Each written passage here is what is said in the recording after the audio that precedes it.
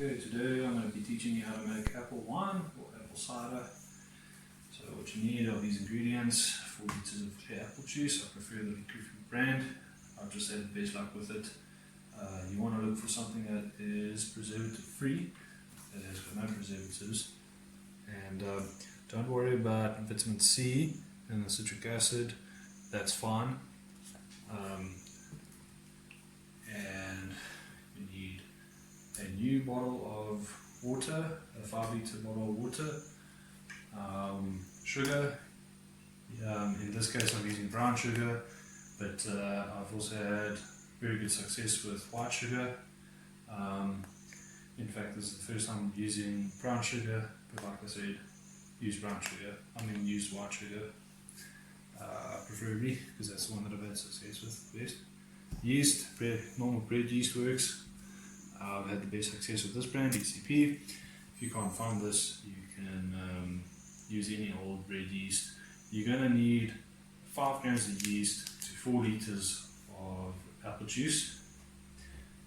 And the bread yeast comes in a 10 gram packet, so you're going to be using half the packet. Scissors to cut the yeast packet, 1 cup, and a funnel.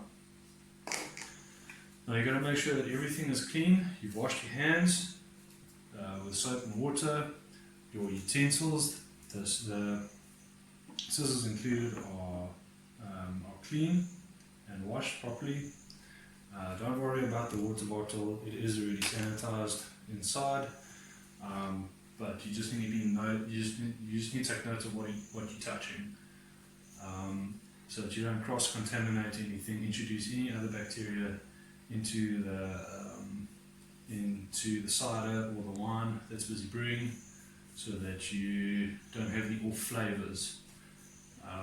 You just want the yeast fermenting there. You don't want any other funny bacteria fermenting inside your batch of brew. Okay, since we all got to preserve water and save water, don't just throw this down the sink. Put it in something that you can be using again. A kettle, a pot, even your wash basin, so on. Don't waste water. It is a scarce commodity.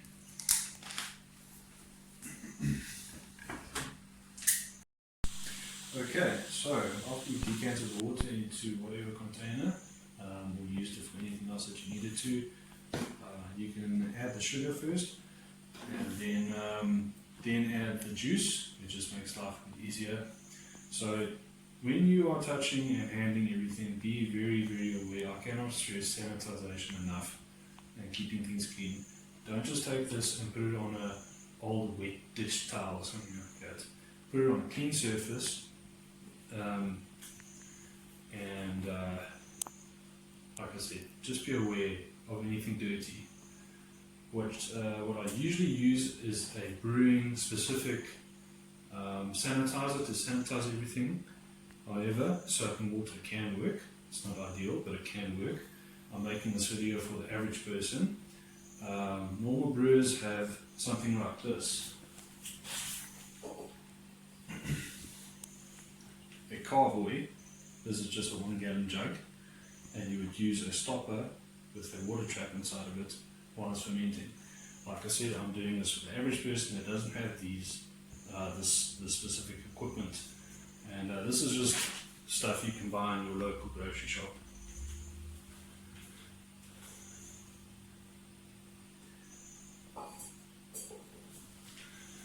Okay, so what you want to do is take the lid off, put it down on a clean surface.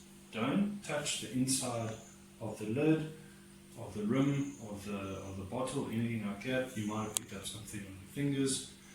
Keep everything clean. You can put your sugar in.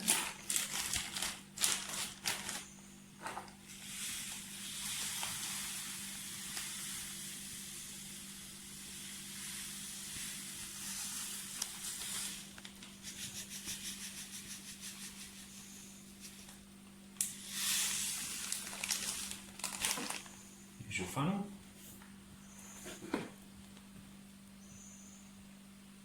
Now my recipe calls for 1 cup of sugar to 4 liters of cider. You don't have to add sugar, but this added sugar does increase the alcohol content.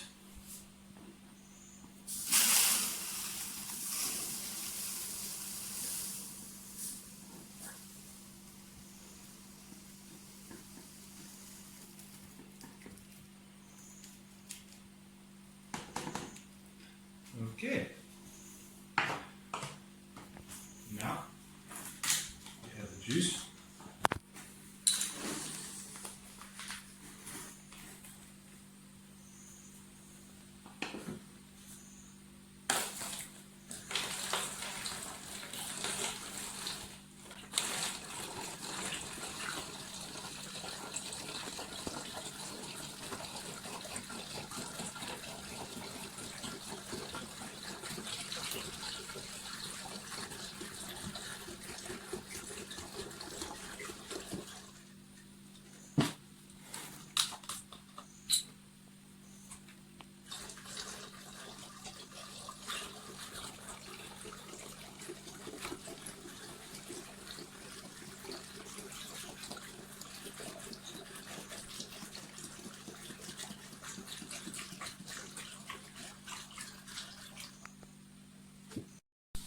Okay, take everything out, we'll take the funnel out, and now pick up the lid, screw it back on, nice and tight, and this is a very good shape.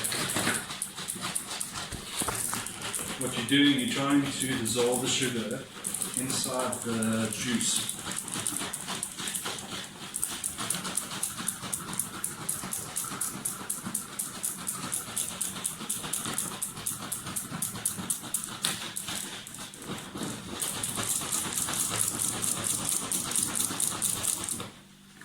Watch for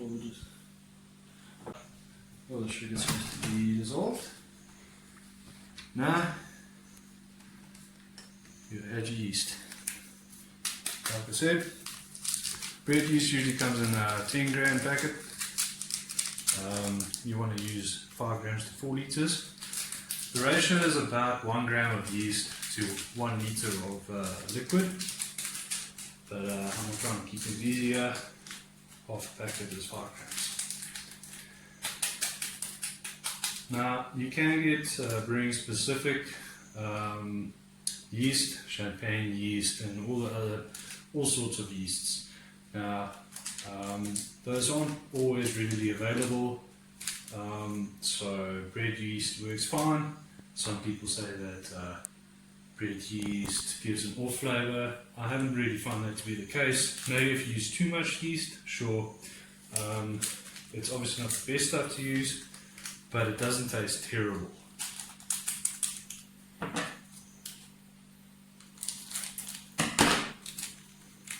Now don't just dump the whole packet in. Check first where your halfway mark is over here. So for me it's about there.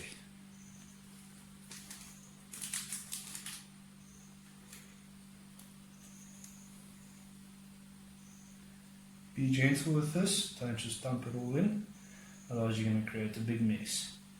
Remember, you can always add more, you can't take any out.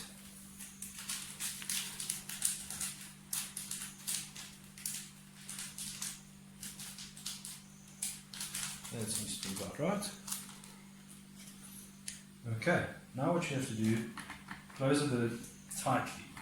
Let the yeast do its thing, and sink to the bottom, rehydrate, and just sink to the bottom and do its thing. But now, because this lid is tight, don't just go to sleep and forget about it. Because this yeast acts very quickly, depending on climate and so on, but usually within the first hour, this yeast is bubbling quite well, at least in the conditions here. So,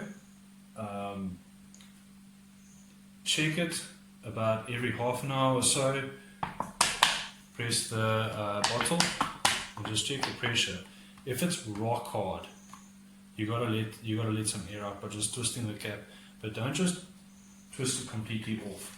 Put your ear against it, and just when it starts to hiss, that's where you stop. That's where you leave it.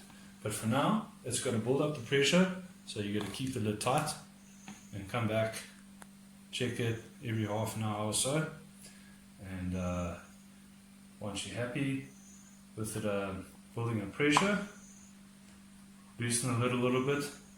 Just when you hear the hiss, leave it there, forget about it, put it in a cupboard, put it on your desk, just forget about it. Don't mess with it, don't stick your finger in it and have a taste. Just leave it. Let it do its thing. Leave it to finish fermenting. Trust me, it's worth it.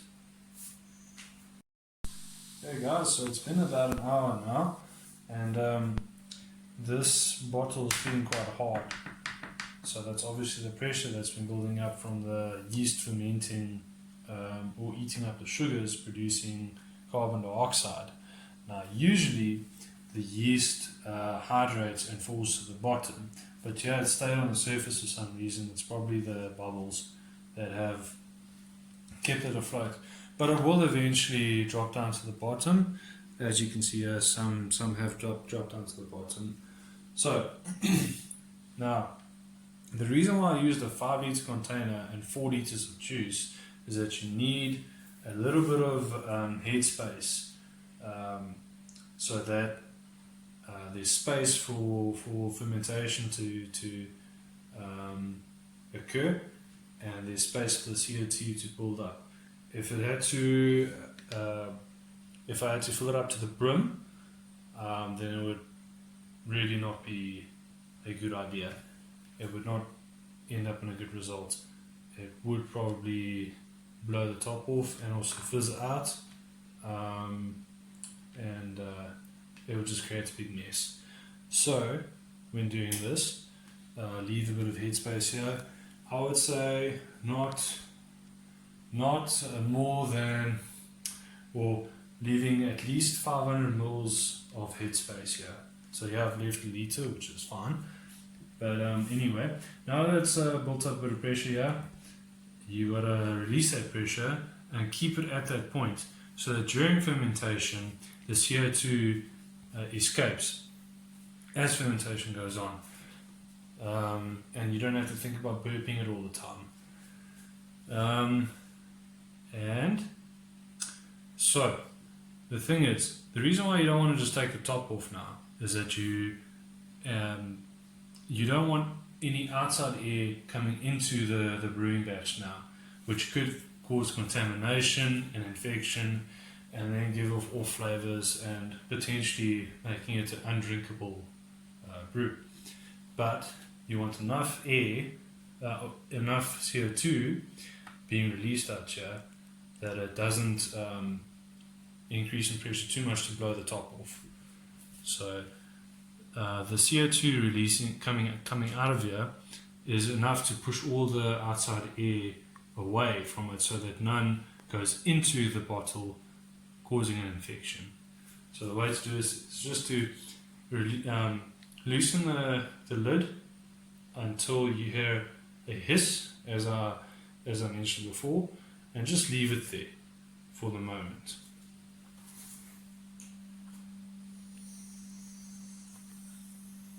So it's hissing right now, and now just leave it.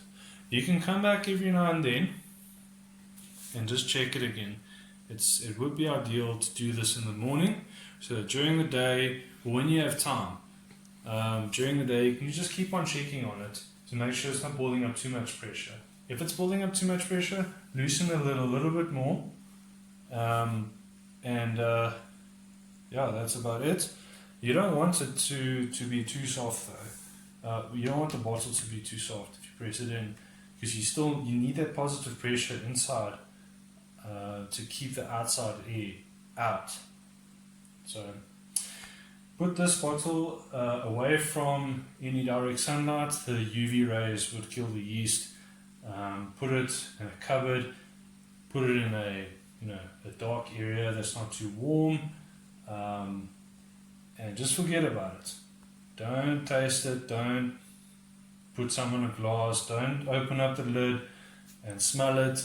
It's going to smell quite nice and interesting, and so just leave it. Let it be until it's finished fermenting. So during the fermentation process, you're going to see lots of bubbles coming up here.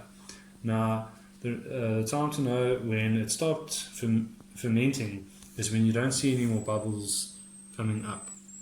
And you also see the bubbles on top of the surface here.